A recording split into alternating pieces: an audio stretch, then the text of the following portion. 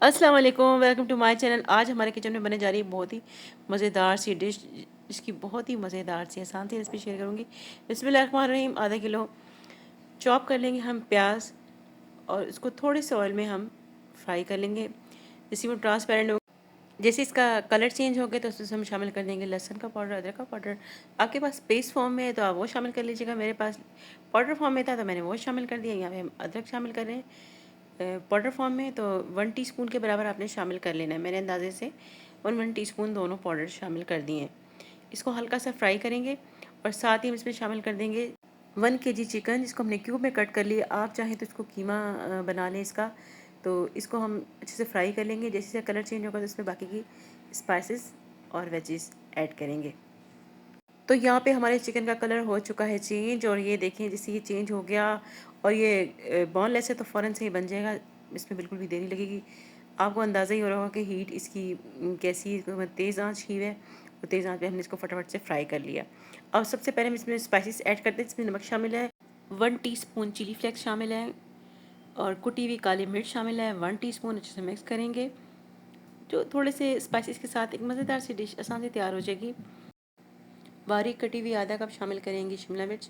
बारीक कटी हुई इसमें शामिल करेंगे गाजर।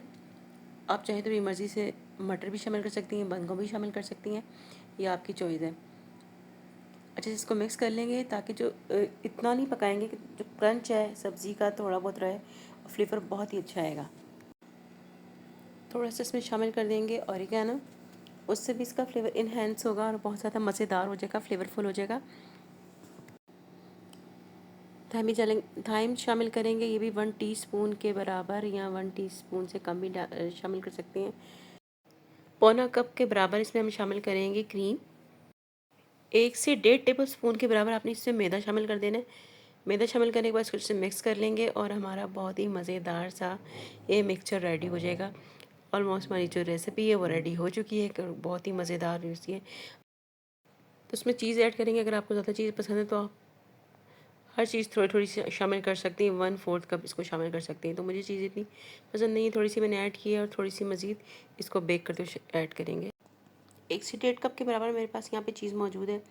श्रेड की चीज़ है, मोज़रेला चीज़ ऐड कर रही हूँ।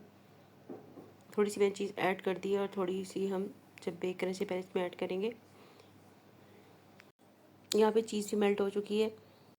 यहाँ पे आपने किसी भी बेकिंग ट्रे में, बेकिंग डिश में इसको निकाल लेना है। चिकन को निकालने के बाद इसमें हम शामिल कर देंगे चीज़, श्रेडेड चीज़ शामिल कर दें। अगर आप स्लाइस चीज़ शामिल करना चाह रहे हैं तो ये आपकी चॉइस।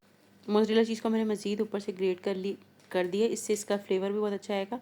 अगर आपको तो आप ज़्यादा डाल के इसको फुल कवर कर दें। उसके बाद हमारा जो मेन इंग्रेडिएंट्स है पफ़ पेस्ट्री की इस तरह आपने सारी पफ़ पेस्ट्री की जो लेयरिंग कर देनी है, इस तरह से लेयरिंग कर देनी है।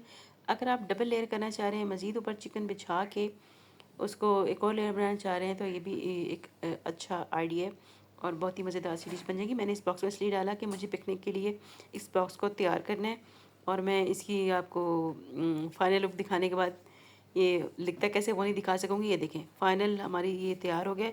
इसको पैक करूँगी और पैक करके मैं इसको ले जाऊँगी।